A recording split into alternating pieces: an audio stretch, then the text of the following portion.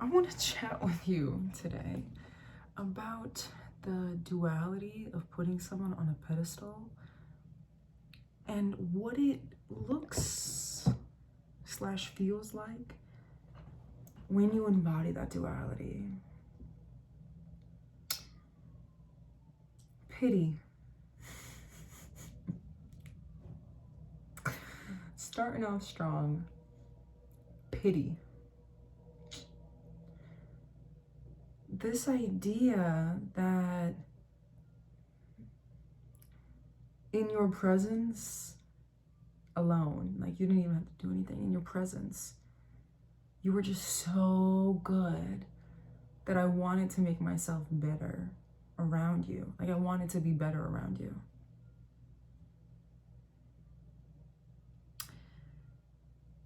To then accountability, blame, balance, okay? Pity is the blame.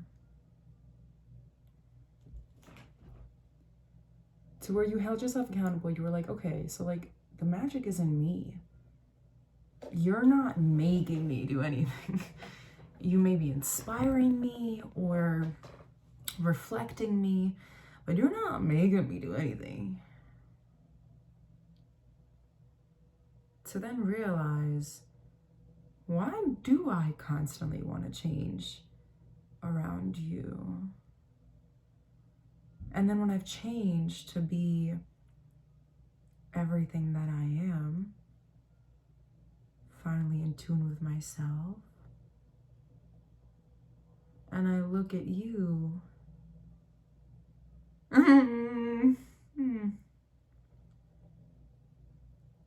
then comes the thought, just the thought, right? Just the awareness, accountability, blame, pedestal, pity. Then there's balance, then there's union, then there's balance, internal and external, should you allow it. But am I changing myself because I actually hate everything you are? Am I changing myself because I actually want to further myself away from you? Am I changing myself because I actually want to change whatever within me attracted you?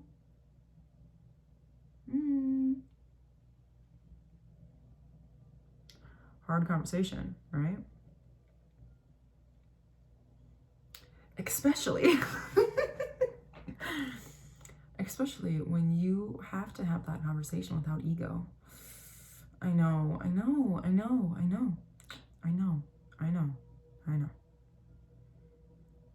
When you can't have this conversation at all, like you can't even begin to have this conversation. If you're like,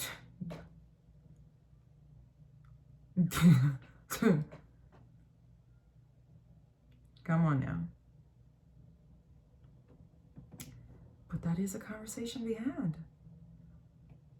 If so, because at the end of the day, if you have that conversation within yourself without the role of ego fucking it up, it's a good conversation to have. Sometimes the answer is no, I don't actually pity you. I don't want to further myself away from you. And sometimes it is. Sometimes it is. Sometimes you look at people and you're like, I really don't like you. Speaking from personal experience, I've had the experience of both, right? I recently had the awareness of this pity with a balanced, effort where it wasn't ego, or it wasn't like, I'm actually better than you. Because the first time I was like, girl, get up. It was one of those conversations where I literally, the only thing I can consider to mutter to myself was, look at you. Like, and it wasn't even about them.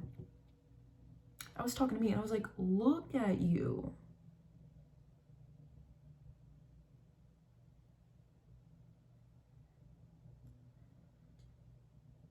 And all the, but I love him, out the window. Because I really looked at myself. I was like, wow. I recently wrote something to myself in one of my notes where I was like, I can be whatever you want it to be as long as I don't lose me in the process. I'm good with whatever, okay? But if I lose me in the process, I'm not good with nothing. Nothing at all. Nothing muffin. No. I'm good with none of it. I wouldn't even say hi to you. If I have to lose myself to greet you, no. But if I can be whatever you want me to be and be me in the process, I like this one. I like this one a lot.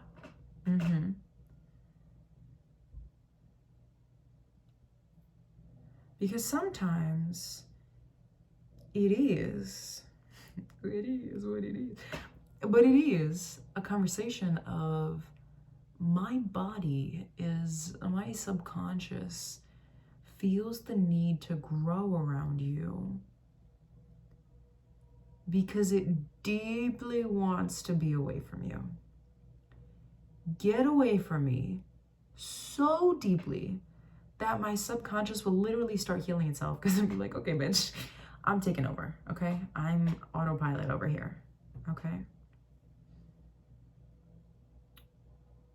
And I first had that experience with ego where I was like, this motherfucker is nasty. What the fuck attracted me to this? This motherfucker's a dumbass. What brought me to this ego? It was right, but it was still ego. And now I'm having the same conversation where I was like, you're selfish, self-absorbed, complacent, volatile. You would rather benefit for you at the expense of my emotions than to hold accountability and just try something different. Just try. Except you just keep doing the same fucking bullshit over and over and over. What is attracting me to you? I'm trying my hardest to put that ego down. Okay?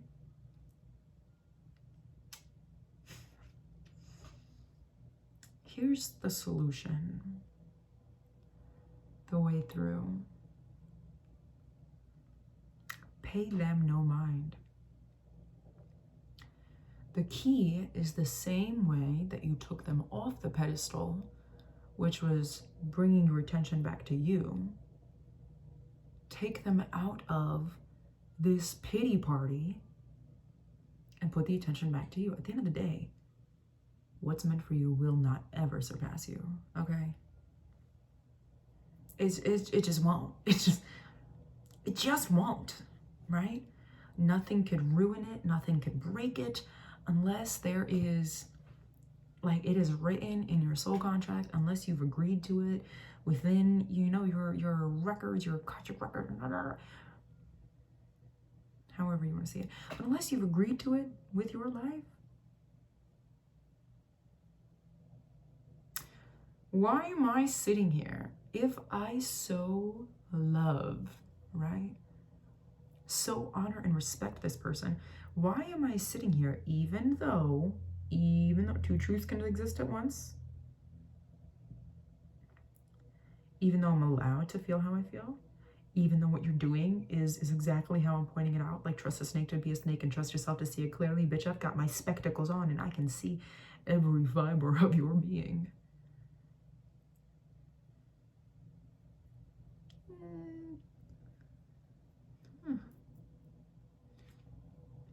Okay, all right.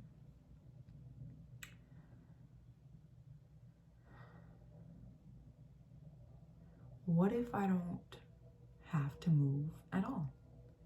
Forward or back. Just stay still. Not stagnant. Still. To sit through the uncomfortable emotion of, oh my God, I think I hate you. You dirty, low down,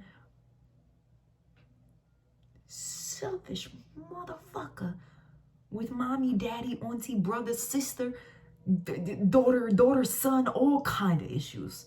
You got issues with everybody, from everybody. And you take it out on me.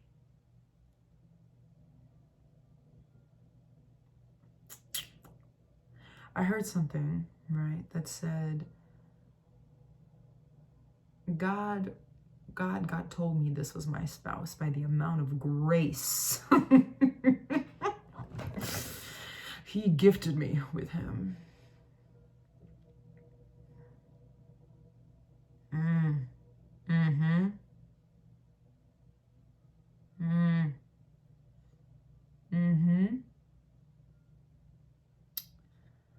Because what is unconditional love when those conditions are hurtful to you? What is unconditional love when those conditions deny, deplete, dishonor you? And at what point do you say, no? So you take a step back and you say, I don't want to do this. At what point do you move on? Do you say, I think I'll find someone else? At what point do you call them out on their shit? And is it your job to? Knowing that it is indeed shit. Okay.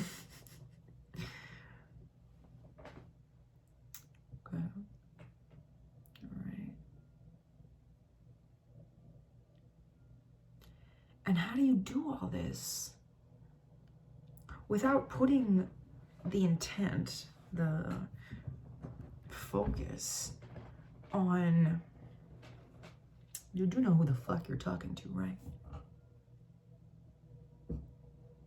Okay.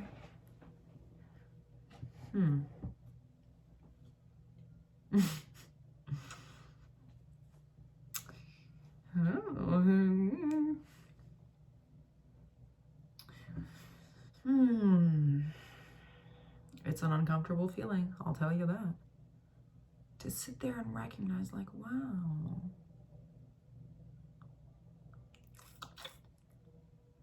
Because are they really not shit, or have they just never been learned, or have they never been learned? Have they never learned to be anything else? Because if you're surrounded by shit, if you're raised by shit, if you're taught by shit, if you live with shit, if you breed with shit, you know shit. That's all you know. That's all you know is shit. That's all you know, okay? Yeah, I just call it, yeah, you're surrounded by shit. You're shit, okay? And then when somebody comes around and he's like, I think you have, I see the gold shining through, but it's still covered in shit. Do I want to take the gold and dig through that shit to take the gold out? Not particularly. That's not my job. Is it your fault? But is it your responsibility to wash that shit off? Yeah. Especially if you know that there's gold underneath.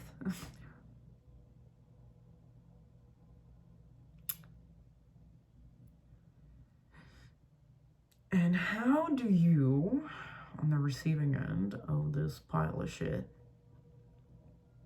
just, covered. It's just a cover. because the gold's there. You see it. You see it clearly. You're like, no, yeah, I see that. I see that for what it is. And even worse, right? If you're divinely guided to this piece of shit, and you're like, yeah, like just let it be. And there's fucking the treasure of a lifetime is right there under it. And you're like, are you sure? Mm-hmm. Mm-hmm.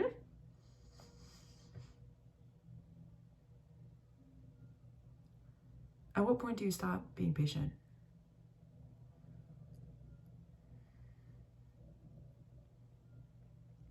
Again, I know the key is to let it go, just to let the shit be shit until they're ready to fucking wash it off.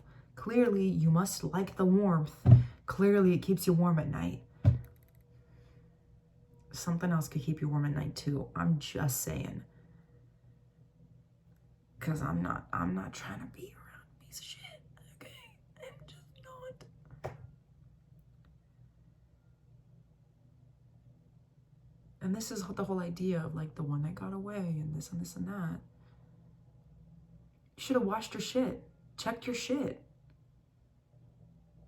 Because half the time it's this conversation that we have.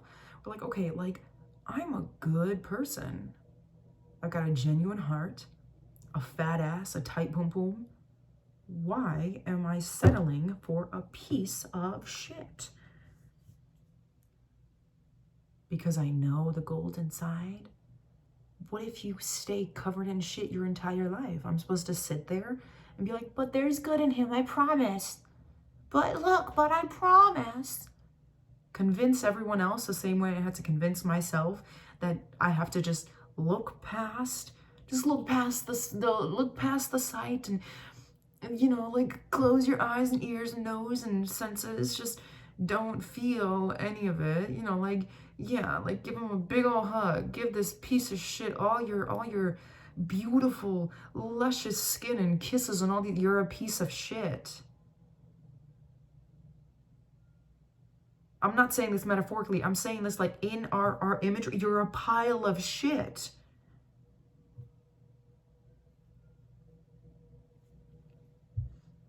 Crazy hairline. Crazy hairline. Gotta stop pulling my hair back so much. Oops. Anywho.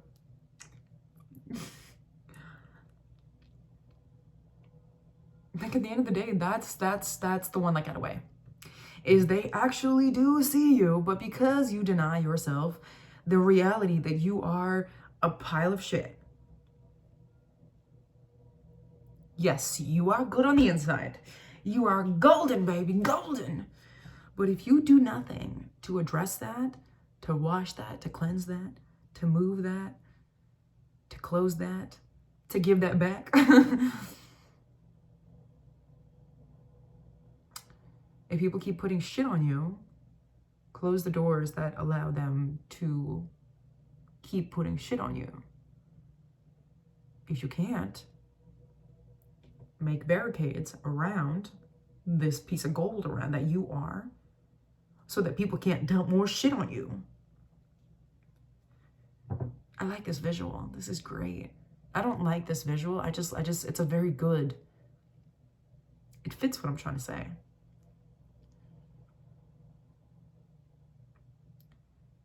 Because at the end of the day, the reality of it is that I don't have to take any of it at all. At all. I could leave right now and it would be completely justifiable and understandable. And then you could be like, the one that got away.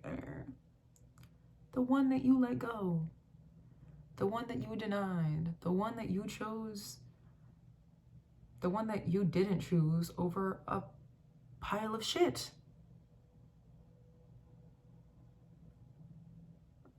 Boo-hoo? You chose to be a pilot, like, you know what I'm saying?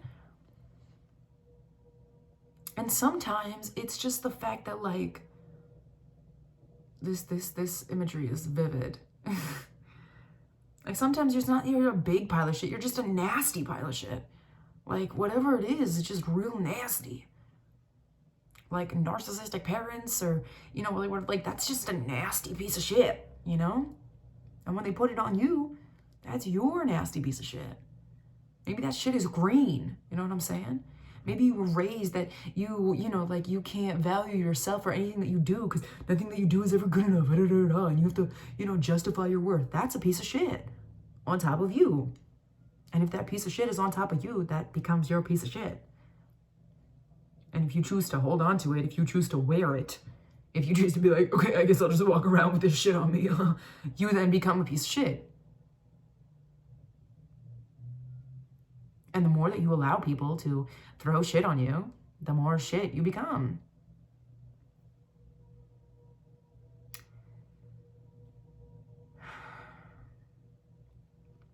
Thanks, I needed this. This is a good This is a good processing session. I really appreciated this. At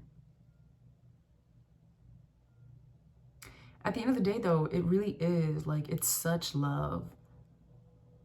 Because this comes from a place of like, do you not see yourself?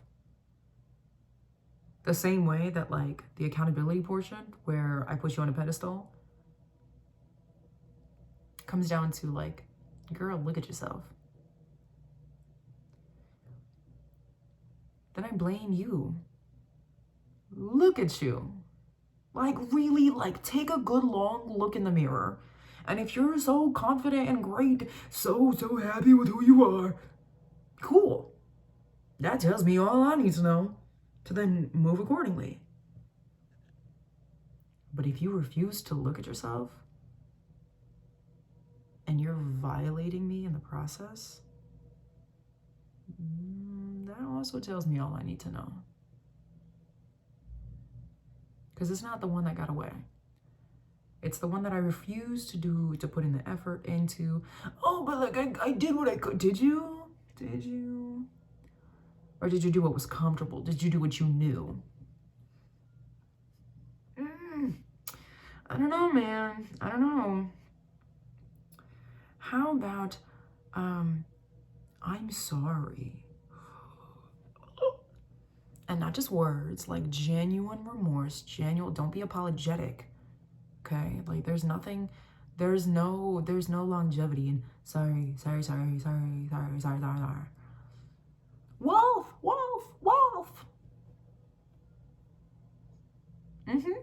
Sure. Okay, of course. Yeah.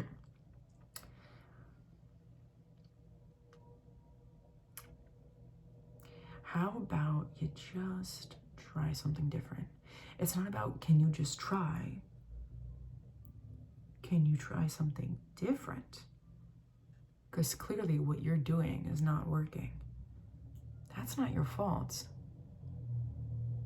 But it is your responsibility.